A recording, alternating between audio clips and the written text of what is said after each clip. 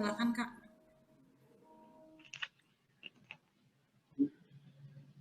Oke, shalom semuanya. Shalom. Shalom, selamat sore Bapak Ibu semua. Kita bersyukur kepada Tuhan. Sore hari ini kita boleh berjumpa kembali dalam ibadah online kita, khususnya kita komunitas Pesat. Kita bersyukur kepada Tuhan atas kesehatan, kekuatan yang Tuhan anugerahkan bagi kita. Ya baik, Bapak Ibu semua dimanapun berada, kita siapkan hati kita siapkan pikiran kita. Mari kita datang kepada Tuhan. Kita mau menyembah Tuhan. Kita mau meninggikan nama Tuhan. Sebelum itu, mari kita berdoa. Bapa di sorga, kami mengucap syukur pada sore hari ini Tuhan, atas kebaikan Tuhan, pertolongan Tuhan dalam kehidupan kami. Kami bersyukur secara khusus keluarga besar komunitas Pesat yang ada Tuhan. Kami bersyukur pada sore hari ini kami boleh kembali berjumpa dalam ibadah online kami. Saat ini Tuhan kami akan mau memulaikan ibadah kami. Kami serahkan ibadah kami ke dalam tangan Tuhan. Dari awal, pertengahan hingga pada selesainya. Biarlah Tuhan turut campur tangan atas semuanya. Tuhan memberkati alat yang digunakan untuk kami beribadah saat ini Tuhan. Terima kasih Tuhan Yesus, terima kasih. Kami buka ibadah kami hanya di dalam nama Tuhan Yesus. Kami berdoa dan mengucap syukur. Haleluya. Amin. Mari kita nyanyikan pujian yang mengatakan, ku bersyukur buat kasih-Mu menyelamatkan hidupku.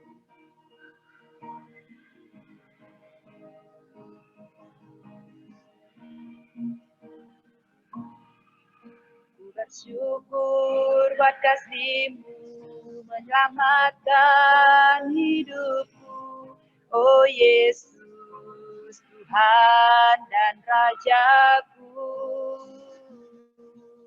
Dengan apa kan ku balas anugerah-Mu yang ajaib, biarlah hidupku selalu menyenangkan hati-Mu. Betapa kagum ku melihat perbuatan tangan-Mu, ajaib dan mulianya kuasa-Mu nyata dalam hidupku. Sungguh ku tak dapat mengerti besarnya karya-Mu, oh indahnya, oh heran kasih-Mu. Kita nyanyikan pujian ini kembali. Ku bersyukur buat kasih-Mu. Ku bersyukur buat kasih-Mu menyelamatkan hidupku, oh Yesus, Tuhan dan Rajaku. Dengan apa kan ku balas anugerah-Mu yang ajaib, biarlah hidupku selalu menyenangkan hatiku. Betapa kagum ku melihat perbuatan tangan-Mu, ajaib dan mulianya kuasa-Mu nyata dalam hidupku. Sungguh ku tak dapat mengerti besarnya karya-Mu, oh indahnya, oh heran kasih-Mu. Betapa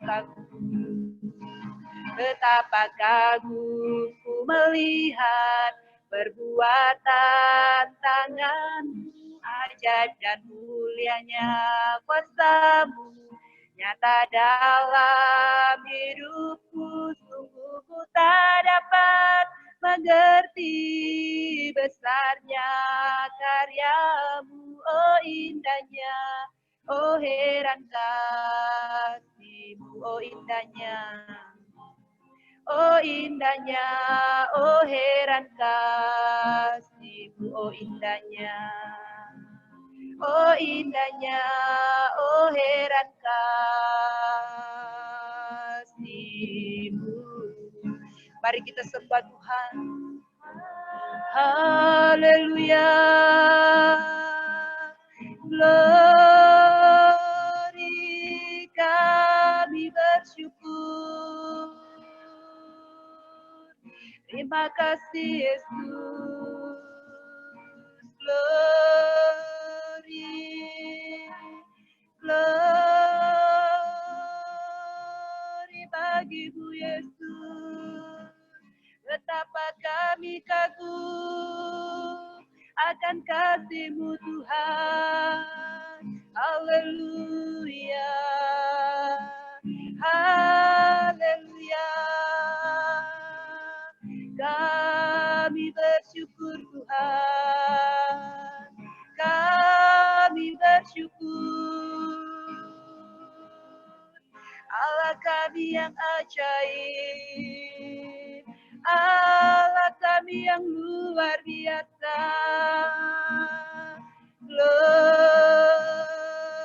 Glory, glory, glory bagimu Yesus. Terima kasih Tuhan. Terima kasih Yesus. Terpujilah namamu Yesus. Haleluya.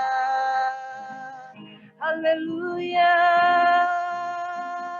Haleluya Yesus. Terima kasih Tuhan. Terima kasih Yesus. Sungguh kami bersyukur Tuhan. Kami kagum akan kasih-Mu Tuhan. Kami kagum akan karya-Mu dalam kehidupan kami Tuhan. Sungguh kami bersyukur mempunyai Allah yang sungguh luar biasa. Haleluya Yesus. Terima kasih Tuhan.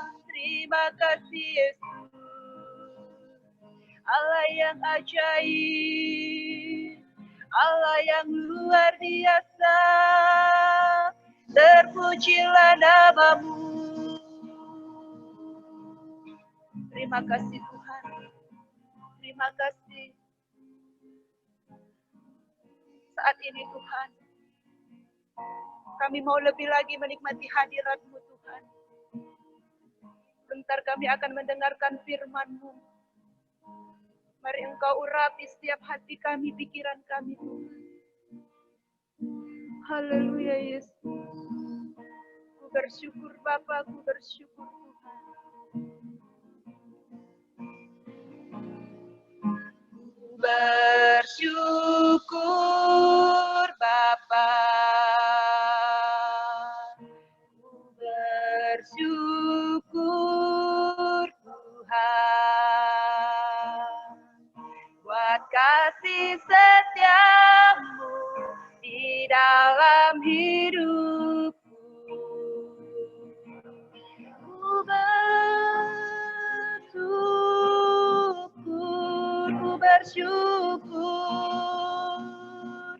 Ku bersyukur Bapa, ku bersyukur Tuhan. Ku bersyukur Tuhan. Buat kasih setiamu di dalam hidupku. Ku bersyukur Tuhan. Mari Bapak Ibu semua, kita nyanyikan pujian ini kembali. Banyak yang Kau perbuat di dalam hidupku. Banyak yang Kau perbuat di dalam hidupku. Rancangan indahmu. Indahmu terjadi di hidupku. Bapa yang mengerti segala yang ku perlu. Bapa yang mengerti segala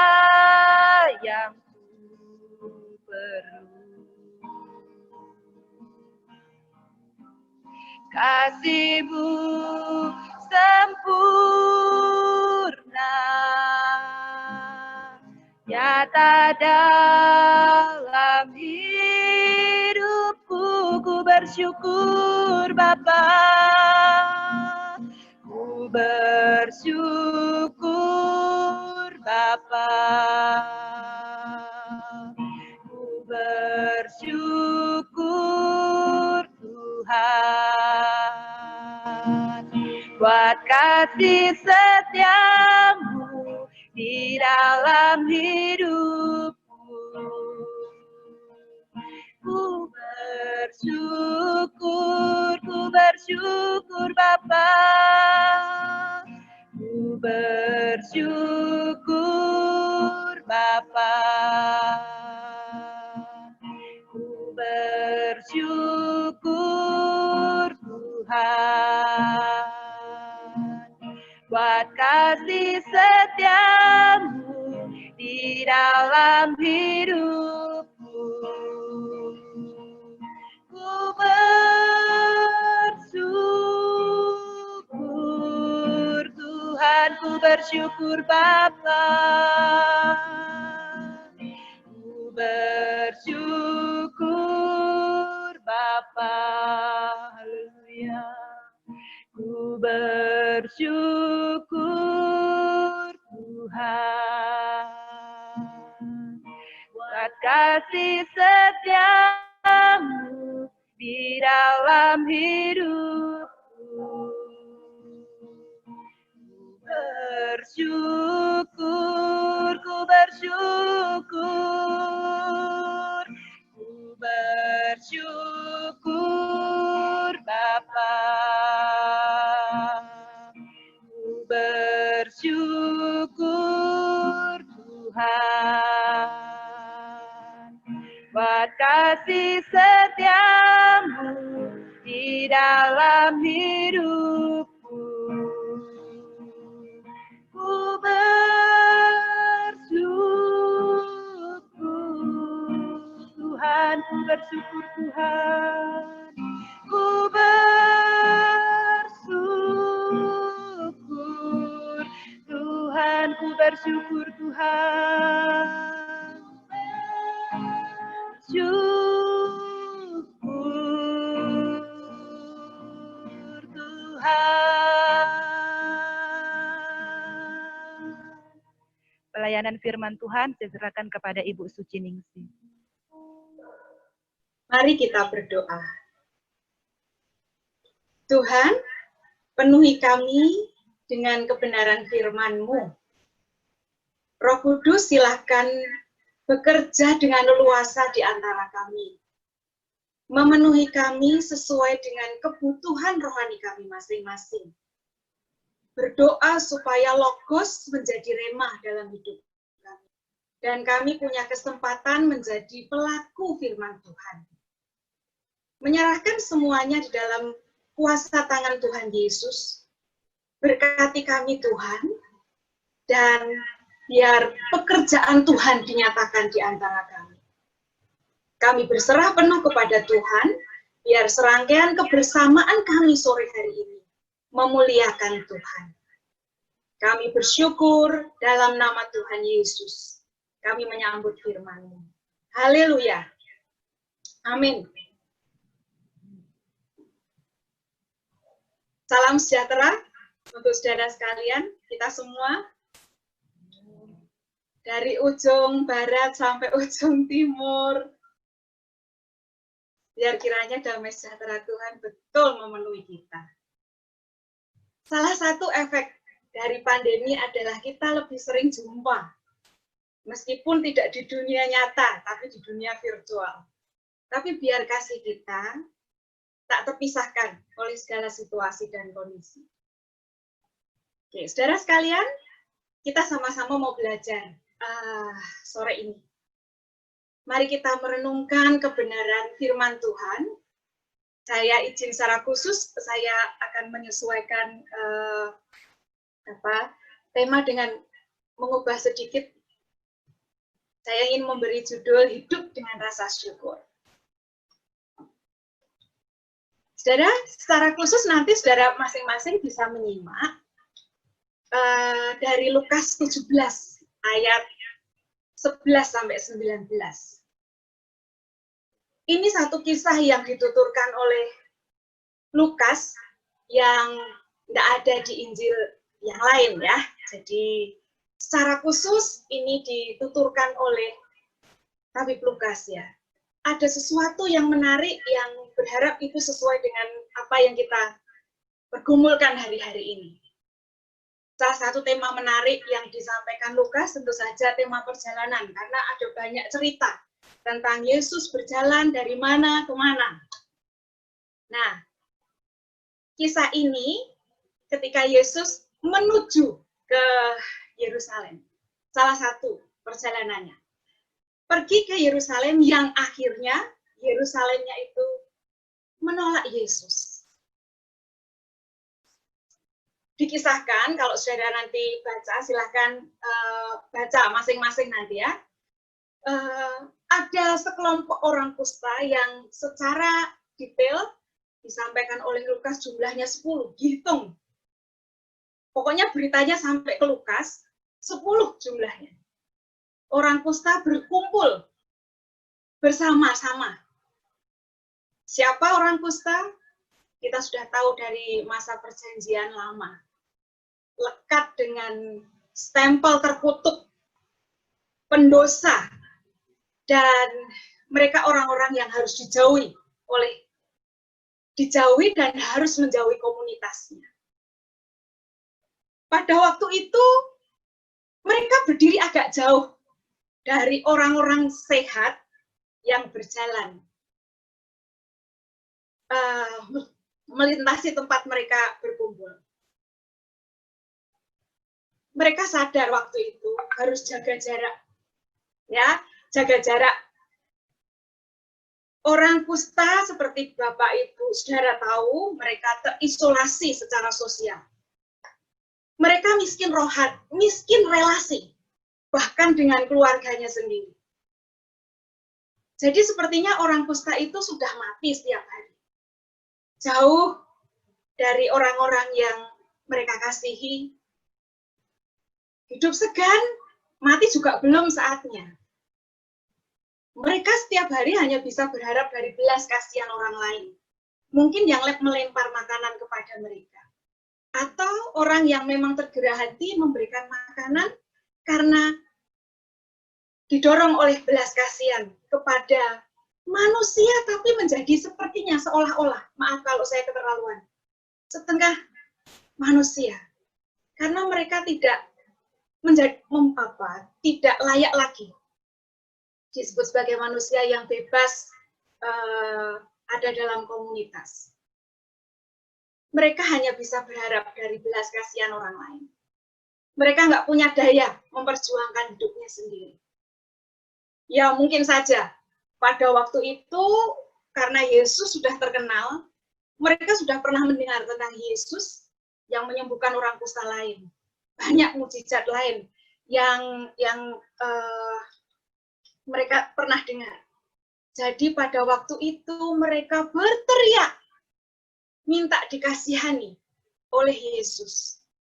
Dan tercatat di situ mereka tetap jaga jarak karena mereka sadar aturannya. Mereka tahu protokol kesehatan. Kalau masa sekarang dianggap ya, mereka tahu bahwa mereka harus jaga jarak. Mereka orang yang tidak sehat, mereka orang yang terkutuk, mereka orang yang layak untuk dijauhi, dan mereka tahu aturan itu. Orang saya tahu, mereka sebagai orang-orang sakit, mereka tahu tidak boleh mendekat.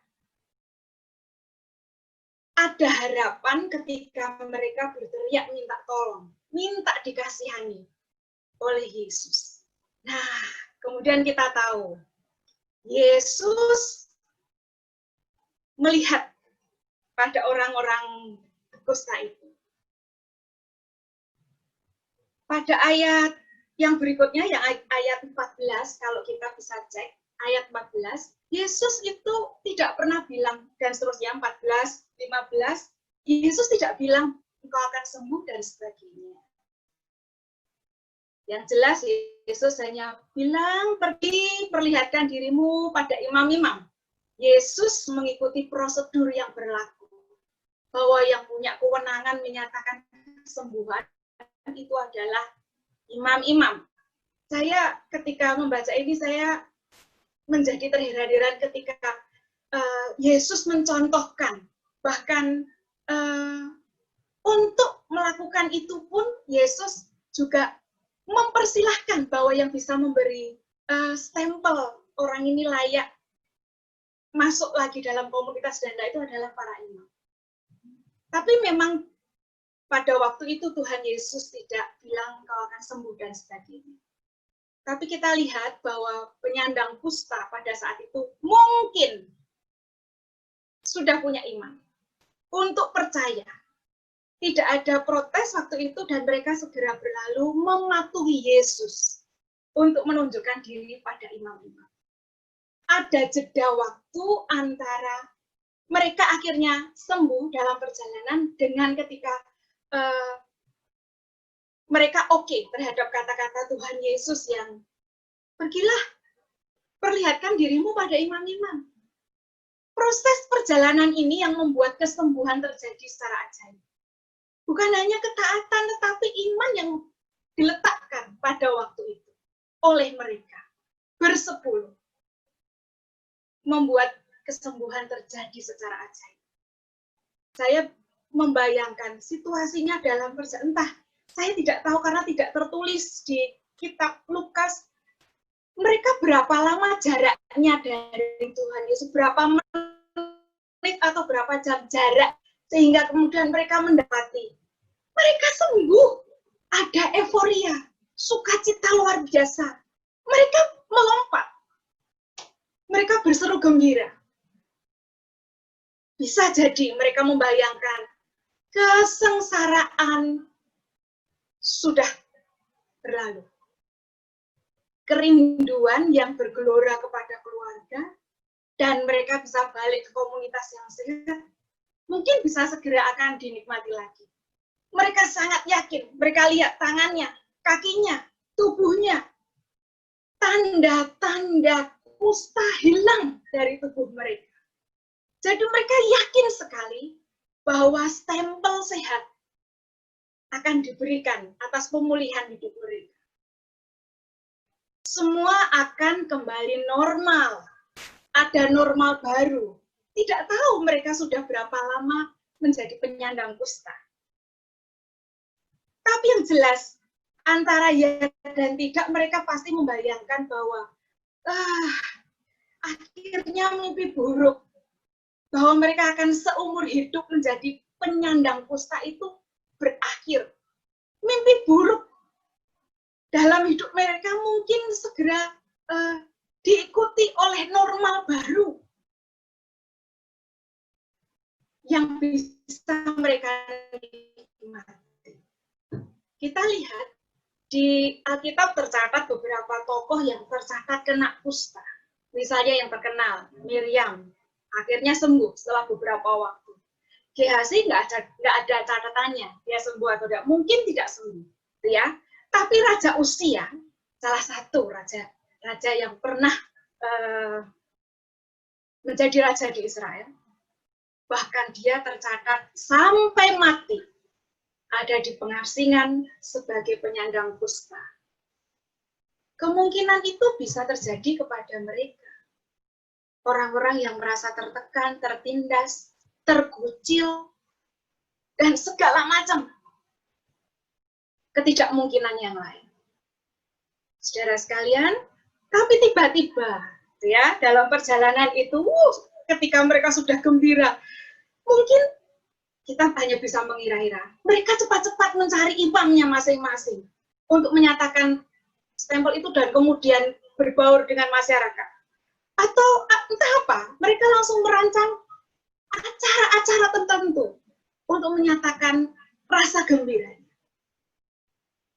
Tapi satu orang, saya menyebutnya penyintas kusta, karena mereka ini bersepuluh melewati masa sakit kusta yang tidak tahu mereka masing-masing sudah menderita berapa lama, ya. Tapi satu orang menghentikan lompatan kegembiraannya. Saya bayangkan dia kemudian tertegun sesaat dan dia mengambil keputusan balik langkah untuk menemui Yesus. Dia yakin itu sumber kesembuhan. Saudara, pada ayat berikutnya, sesuatu yang, saya membayangkan ketika Yesus melihat satu orang itu, ya, satu orang yang punya kesadaran dengan hati nuraninya bahwa dia harus berterima kasih pada pemberi kesembuhan. Penyintas kusta yang tercatat di situ, dia double kesengsaraan. Satu Samaria, satu kusta. Dia punya kelengkapan untuk betul-betul dijauhi dan harus menjauhi komunitas. Samaria yang tidak pernah akur dengan orang-orang Yahudi. Mereka saling tidak suka satu sama lain. Tidak cocok atau memang sejarah memang mengatakan orang Yahudi juga tidak bisa bergaul dengan orang Samaria. Sudah Samaria, kusta lagi. Sengsara betul hidupnya.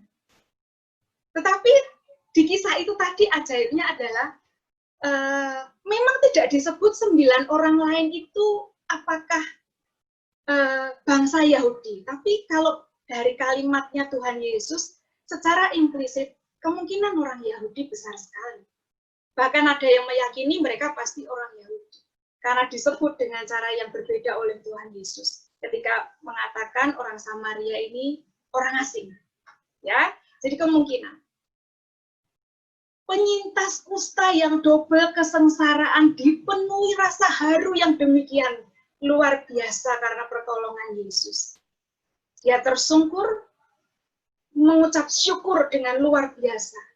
Bayangan saya penuh dengan derai air mata, tanda terima kasih. Terima kasih dilepaskan dari beban-beban double selama itu.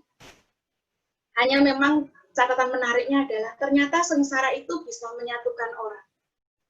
Kalau 9 orang betul bukan orang Samaria dan mereka adalah Yahudi, dalam kesengsaraan rupanya ada persekutuan. Itu menjadi menarik sekali. Ternyata kesengsaraan, merasa senasib, itu ada sekat yang terbuka. Sama-sama orang sengsara bisa bersatu. Rupanya bisa begitu juga. Ya.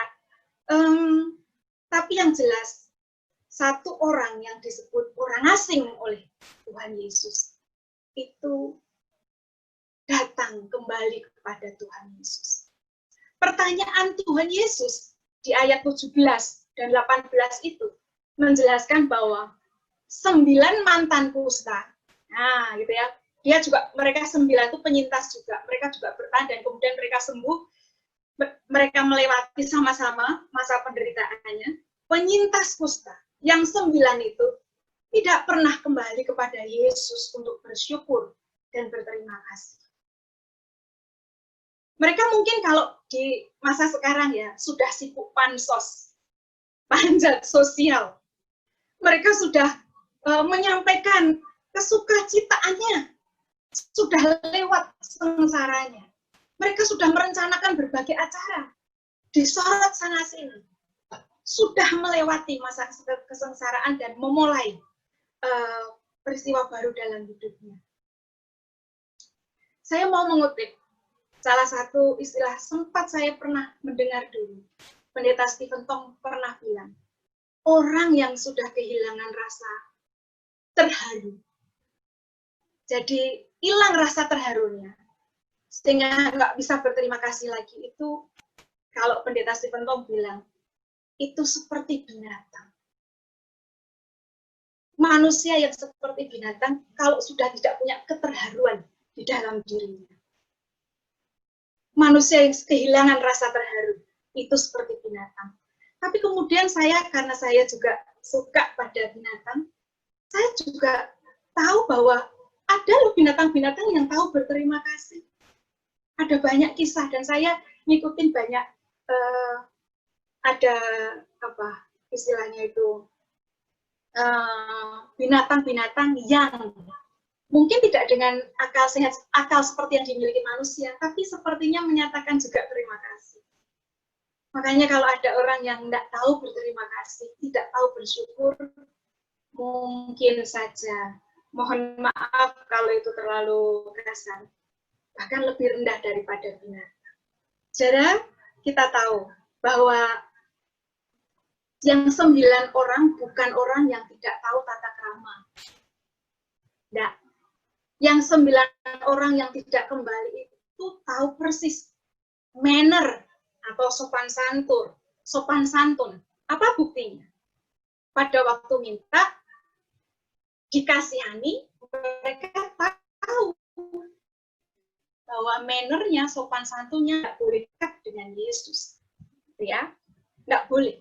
Jadi mereka harus jauh-jauh. Mereka tahu aturan, mereka tahu manner, mereka tahu sopan santun ketika minta belas kasihan.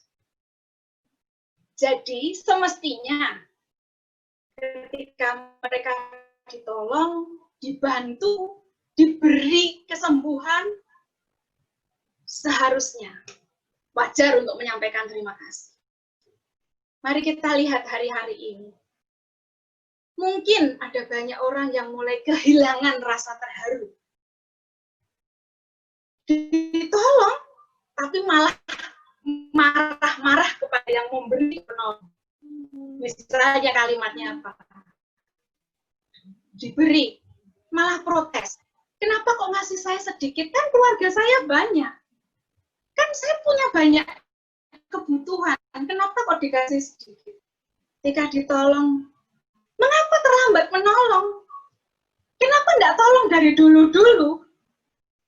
Ditolong, tapi malah marah. Boro-boro berterima kasih, tapi protes. Mungkin ini sedikit atau banyak indikasi betapa keterharuan itu mulai bermasalah di dalam diri banyak orang hari-hari ini. Banyak orang merasa terbeban. Dan hari-hari ini lebih banyak sekali orang yang merasa tertekan, terkucil, tidak bisa berdaya dengan hidupnya. Sehingga seringkali bahkan tidak bisa menikmati pertolongan. Namanya pertolongan terlampau sederhana. Itu bunyinya pertolongan, tapi kurang banyak, kurang cepat, kurang memenuhi kebutuhan.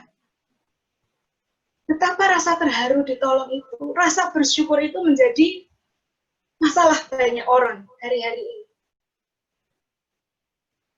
Saya jadi teringat kata-kata Paulus dalam salah satu pemberitaannya. Injil itu disampaikan supaya lebih banyak orang yang bisa bersyukur karena anugerah keselamatan Tuhan Yesus yang diberikan lewat Tuhan Yesus. Kabar baik itu supaya lebih banyak di dunia ini orang yang bersyukur. Supaya makin banyak orang yang tahu berterima kasih. Cuma masalahnya, saudara sekalian dan saya melihat kenyataan bahwa dunia ini sepertinya ingratitude. Dipenuhi orang-orang yang tidak tahu berterima kasih. Tidak bisa bersyukur. Orang percaya di antara kita, apalagi hamba Tuhan, harusnya menjadi contoh dari orang yang banyak bersyukur. Bukan menjadi kumpulan orang yang lebih pintar protes dan komplain dengan segala sesuatu. Saudara, itu menjadi perenungan kita. Apa yang kita pelajari dari kisah ini, ya? Situasinya sama. Situasinya bisa sama. Sama-sama pernah menjadi penyandang kusta.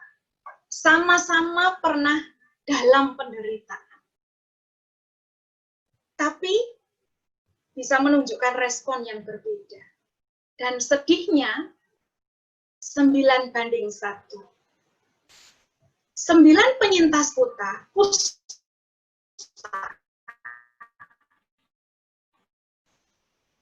jantung perasaannya kan setelah sembuh Pengalaman kusta yang identik dengan tertolak, terkucil, tertindas, menghilangkan rasa terharu. Nggak bisa lagi menikmati itu sebagai sesuatu yang perlu disyukuri. Bergembira iya. Karena 9 fokusnya adalah pada yang penting sembuh. Tujuannya, goalnya ya sembuh itu. Yesus adalah sarana kesembuhan. Begitu selesai tugasnya, sudah. Yang penting sembuh. Kesembuhan justru membawa lebih jauh dari Yesus. Awalnya jaraknya jauh ketika minta belas kasihan. Tapi begitu mengalami kesembuhan seperti yang diharapkan, begitu tercapai, jaraknya lebih jauh lagi dari Yesus. Bagaimana dengan kelompok minor ini? 1:9. Pengalaman kusta, tertolak, terkucil, tertindas, membuat terharu, itu terasah dalam dirinya.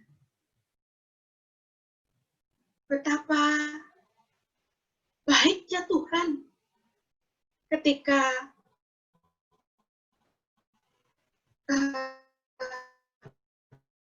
memberi kelegaan.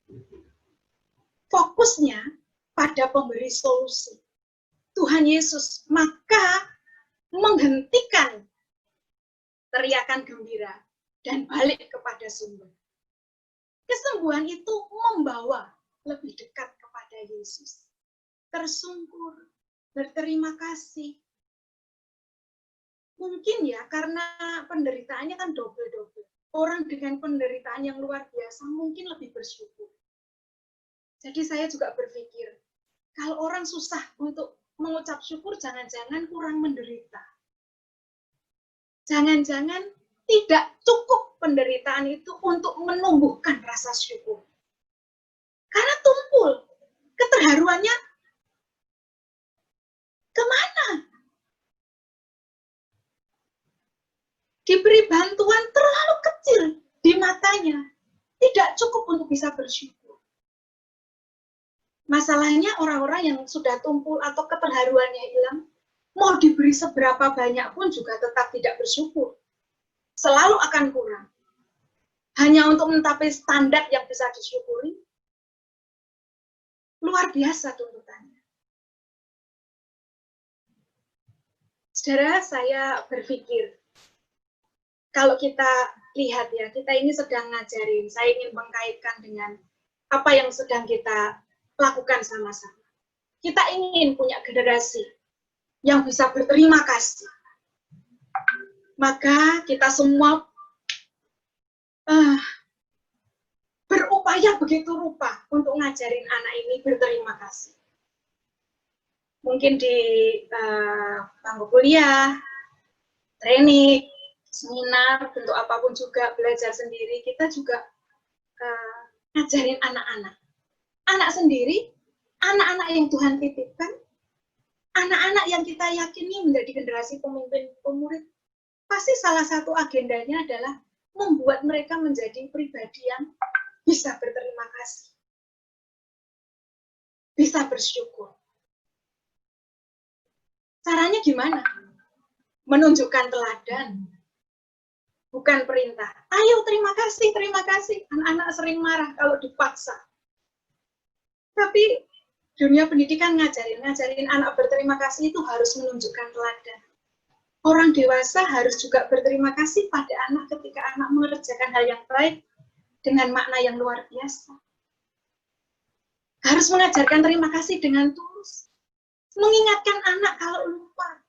Kita mengajarkan anak berterima kasih bukan dengan mengancam. Kalau nggak berterima kasih, tidak dapat mainan. Tidak dapat kue. Ayo bilang terima kasih kalau anak-anak sedang diberi sesuatu oleh orang lain, oleh tetangganya. Kita seringkali membuat mereka sekedar bisa berterima kasih, tapi tidak memaknai. Karena mereka tidak menerima contoh atau teladan bahwa berterima kasih yang tulus itu seperti apa.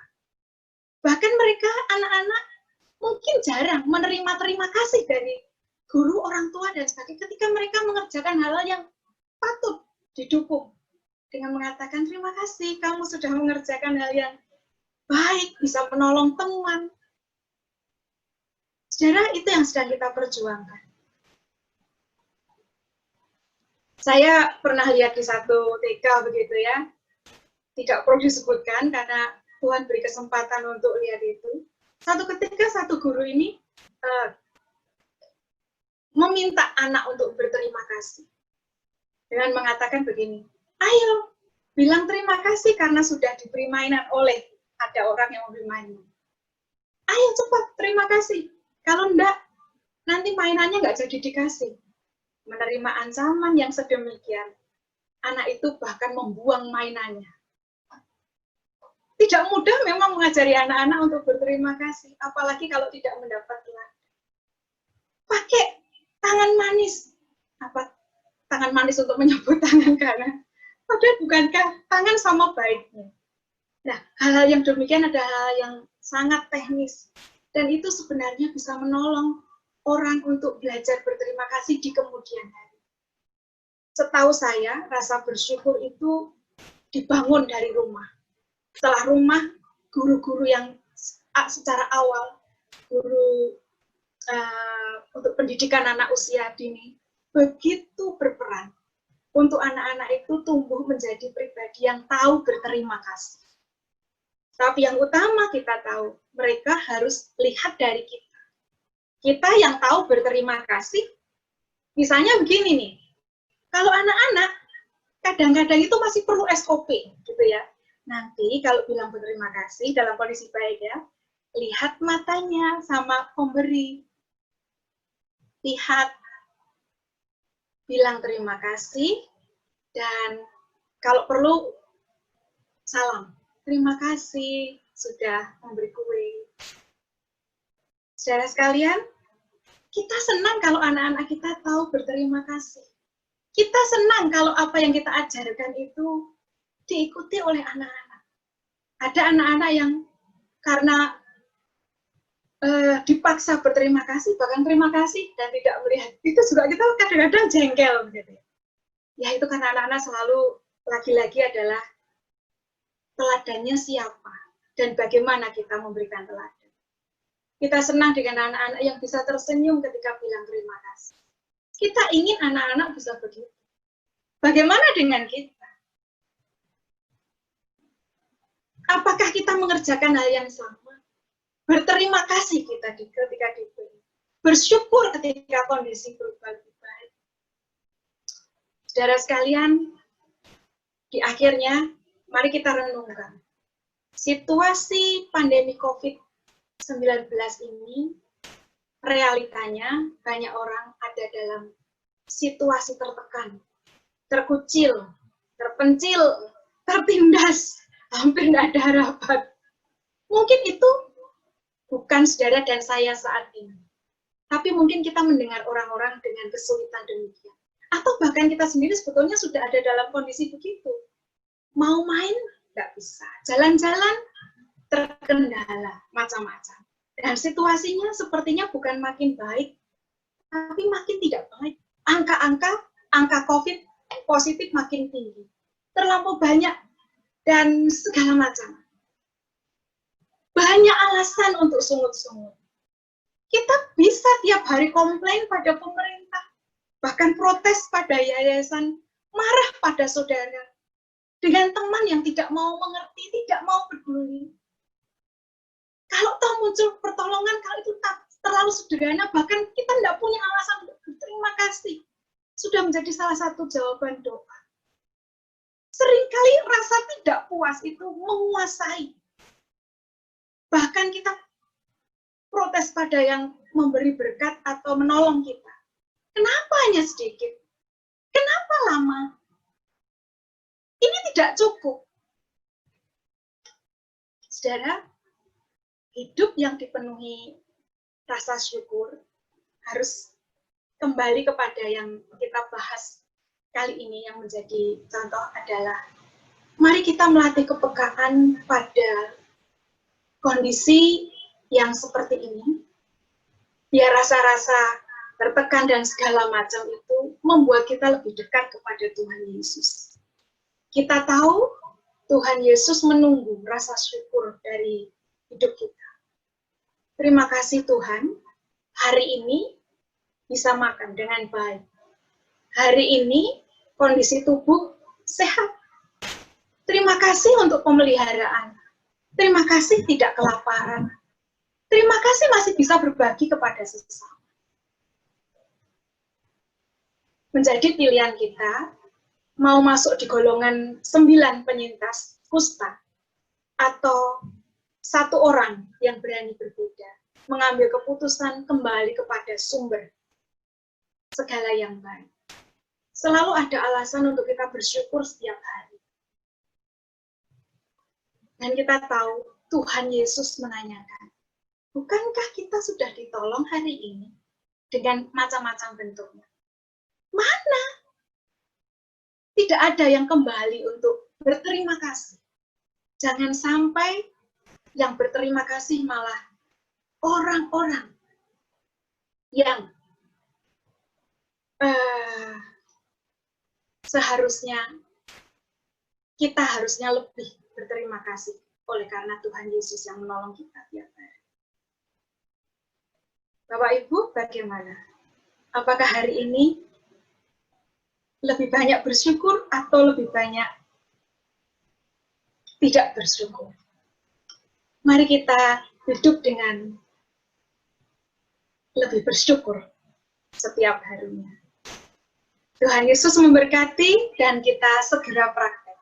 Bilang terima kasih untuk semua kondisi yang ada. Tuhan Yesus memberkati kita sekalian. Mari kita berdoa. Bapak, terima kasih. Tolong kami dengan segala macam situasi yang ada. Masing-masing kami dengan pergumulan dan pergulatan. Tapi kami mau menjadi bagian orang yang tahu bersyukur, tahu berterima kasih. Seringkali tidak mudah, tapi Engkau menunggu. Senyum kami bilang terima kasih kepadamu. Karena memang Engkau membuktikan betapa Engkau sempurna dalam memelihara hidup kami. Tuhan, kami pun mau menjadi model bagi sekitar kami. Sebagai orang-orang yang tahu berterima kasih, tahu bersyukur.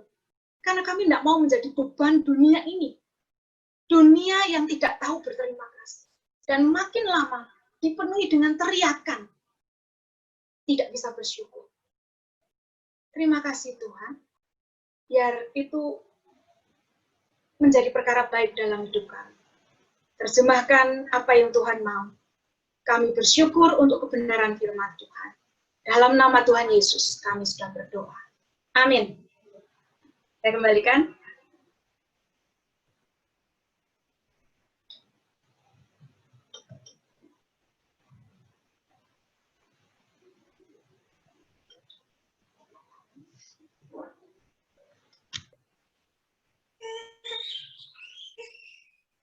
Silakan Bu Sri.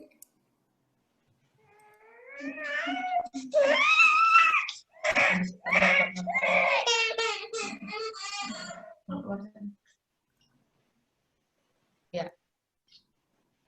Magdalena, tidak ada ya? Oke. Baik Bapak Ibu, kita akan berdoa syafaat. Minta dengan kasih Ibu Suitan Dekano bisa berdoa syafaat memimpin kita.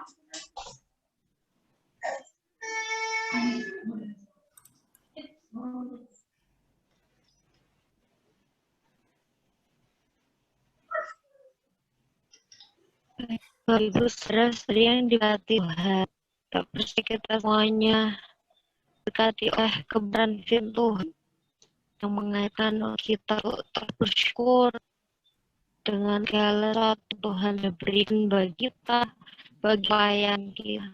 Pada saat ini, mari semuanya kita berdoa, kita mau membawa bangsa di hadapan Tuhan, kita mau membawa pelayanan saat di hadapan Tuhan. Kita percaya besar kita, pelayan kita, semuanya boleh ada karena Tuhan. Mari Bapak Ibu saudara-saudari kita satukan kita berdoa di hadapan Tuhan. Surgawi, kami syukur kami punya Allah yang terbatas, kami punya Bapa yang luar biasa. Engkau tak meninggal kehidupan kami. Pada saat sore hari ini Tuhan, kami sadar kami datang di hadir-Mu yang kudus Tuhan. Jauh belum kami berruh pada Tuhan, lebih Tuhan kudus ke kami, Engkau layakan kami Tuhan, pun setiap pelanggaran kami, hati Bapa. Terus berdoa, kami membawang dan neraka kami membawang Indonesia hadapan Tuhan, karena kami percaya hati tertuju atas bangsa Indonesia, kami percaya mata tertuju atas bangsa Indonesia. Oleh sebab itu kami menyerahkan saya ke datangan Tuhan, dari mim yang ada di pusat sampai close diserahkan semuanya dalam tangan Tuhan, karena kami percaya Tuhan Kau menyertai setiap pemimpin kami, dari presiden, wakil presiden, bahkan kepada kepala desa, kepada orang yang ada di pulau-pulau. Kami berserah ke tentang Tuhan, berlakunya mereka kerja tugas tanggung jawab mereka semuanya berkati oleh Tuhan. Minta yang takutan Tuhan, Kau terus curahkan kehidupan hamba-Hamba, menjalankan pemimpinan yang ada, keselamatan yang bermuliakan. Kami percaya Tuhan udah ada di tengah hidup mereka, di antara mereka yang tidak seman dan kami, tapi kami percaya itu tujuh atas kehidupan mereka. Sebab ya Bapa, dalam menjalankan tugas tanggung jawab mereka, biarlah hikmah yang dari Tuhan terus Engkau rahkan, terus mengajar hidup mereka, untuk mereka boleh jalan, boleh mengerjakan tugas dan tanggung jawab mereka. Terima kasih Surgawi, kami membantu untuk negara kami. Engkau Tuhan yang terjadi bangsa kami. Kami percaya bahwa keadaan terjadi di bangsa ini, COVID-19 yang terjadi di bangsa ini, semua ada dalam rencana dan rangan Tuhan. Oleh sebab itu ya kami terus percaya bahwa butuh layar baik atas bangsa kami, pemulihan pada Tuhan, percaya oleh terjadi bangsa ini sesuai dengan kehendak-Mu. Berikan hati yang bersyukur dan hati yang mampu menerima segala sesuatu yang terjadi bangsa ini dengan penuh ucapan syukur dan penuh makasih kepada Tuhan. Makasih Surgawi, terus menyerahkan untuk gereja-gereja Tuhan yang ada di bangsa Indonesia ini Tuhan. Biarlah gereja Tuhan yang ada menjadi gereja yang dam, menjadi gereja yang masih Tuhan. Tapi gereja boleh jadi gereja yang dam, yang mau melakukan apa Tuhan sudah perintahkan dalam rumah Tuhan, untuk terus memberikan kasih-Mu, memberikan Injil keselamatan di tengah dunia ini, lebih khusus di bangsa kami Tuhan. Kami percaya Tuhan kerah terjadi atas bangsa Indonesia. Kami percaya lawan terjadi atas bangsa Indonesia. Oleh sebab itu kami minta Kudus-Mu terus bekerja di tengah hidup gereja-Mu yang ada di bangsa kami. Bapak Surgawi, jika mau berdoa untuk pelayanan terlayan desa padi ini Tuhan, kerja pelayanan sampai hadir, pelayan boleh ada semua asraan dan kehendakkan bagi bangsa Indonesia biar dunia ini. Oleh sebab itu Tuhan, kami berdoa biar apa yang jadi Tuhan boleh berjalan di tengah pelayan ini Bapak. Terus membawa kehidupan para pemimpin Tuhan, Engkau yang lebih tahu kehidupan mereka Tuhan. Setiap Bahamu yang jadi pimpin dalam pelayan ini Tuhan, baik itu bagian eksekutif, bagian manajer, baik menerapkan semua pemimpin-pemimpin ada di tengah pelayanan ini. Mari Tuhan, Engkau terus berkata hidup mereka, Engkau terus memberi mereka kekuatan, bahkan Tuhan yang dari Tuhan oleh mereka dapat dari damu apa, biar hanya apa yang mendivisi Tuhan itu yang boleh dijak di tengah pelayanan ini. Kami terus nyerahan bah untuk pelayanan ini di seluruh Indonesia. Tuhan, Engkau menjaga kekuatan dalam pelayan ini. Kau yang dipenang dengan pelayan ini. Kau terus berserah Tuhan. Kami menyerahkan Tuhan setiap hamba-Mu yang ada di garis pantaian. Tuhan, Kau pakai mereka. Karena kami percaya mereka dalam usia yang terbatas. Tetapi kami percaya dan tantun yang kuat. Sang menolong mereka. Sang mengubahkan mereka.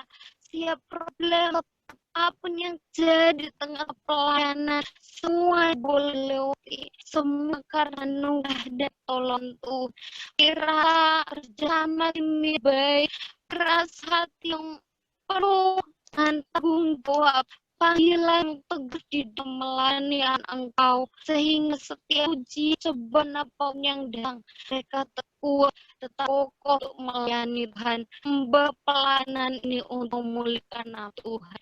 Ini juga semoga untuk anak Jeremia Tuhan, Engkau yang tahu hidup anak kami, pemimpin akan tanpa di masa yang akan datang. Tuhan, kami menyerahkan mereka dalam tangan-Mu. Biar kasih Allah yang mengalir dalam kehidupan mereka, di dalam mereka mengerjakan setiap apapun itu di rumah sama dengan orang tua, dan mereka merahkan kasih mengatakan kehidupan mereka. Terima kasih Pak Segawi, percaya dan pelayan ini semua berjalan anak Tuhan. Terus berdoa Tuhan, kami bersyukur melalui pelayanan ini Tuhan percayakan setiap orang mau menjadi saluran untuk menopang pelayanan ini. Kami berdoa untuk sponsor donatur yang mau sponsori anak, yang mau mensponsor untuk pelayanan ini. Tuhan, Kau yang tahu hidup mereka, Kau yang tahu pekerjaan mereka, Engkau tahu ada mereka di hari ini.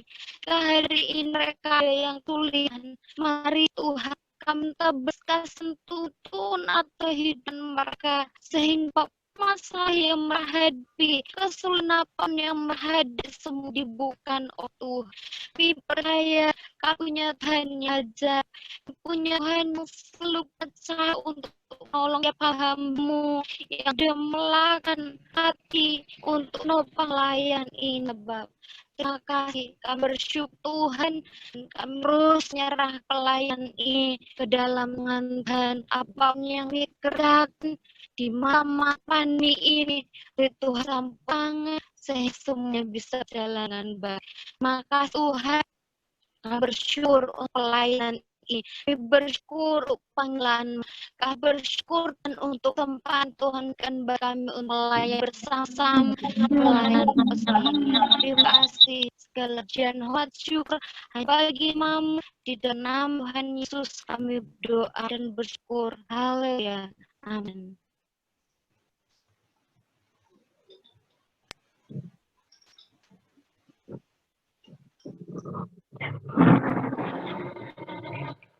Terima kasih atas doa syafaat yang sudah dibawakan oleh Bu Juwita. Halo, bisa dengar suara saya? Iya. Ya, minta maaf Bapak Ibu, tadi ada gangguan di tempat kami nggak bisa buka suara, jadi nggak bisa dengar suara tadi. Ya, puji nama Tuhan, terima kasih atas doa syafaat yang dibawakan oleh Ibu Juwita. Sekarang kita akan mengakhiri ibadah kita pada sore hari ini. Kita nyanyikan pujian yang mengatakan dimuliakan, ditinggikan.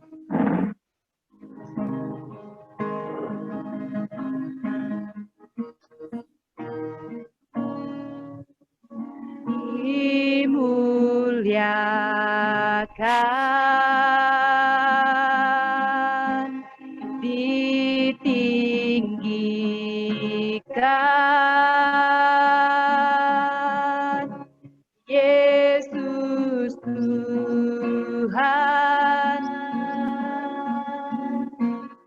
Kau Rajaku yang bertata, yang berkuasa,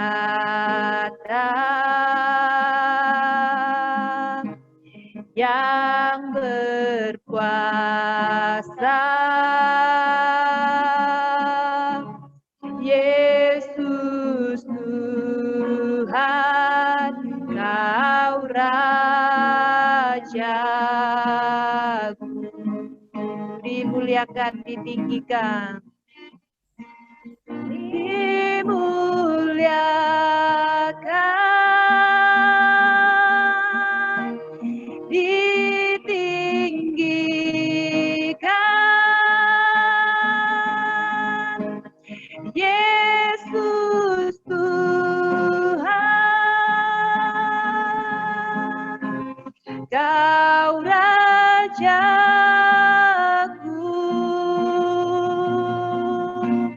yang bertata,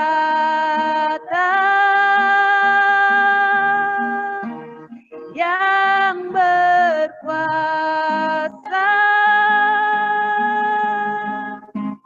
Yesus Tuhan, Kau Rajaku, Yesus Tuhan, Kau Rajaku, Yesus Tuhan, Kau Rajaku, Yesus Tuhan, Yesus Tuhan, Kau Rajaku.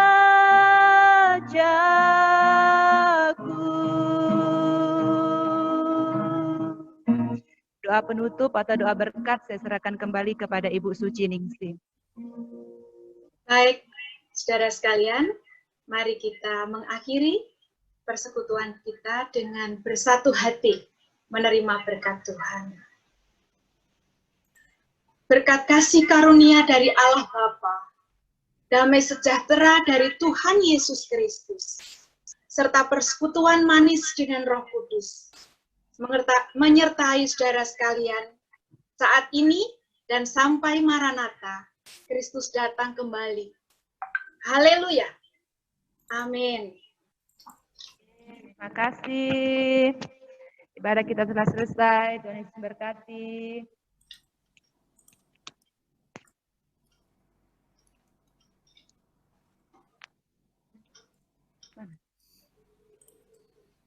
Silakan Bapak Ibu menyalakan suaranya.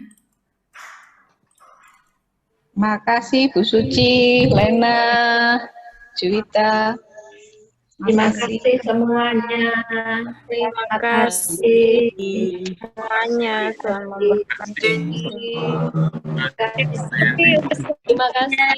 Tuhan Yesus memberkati.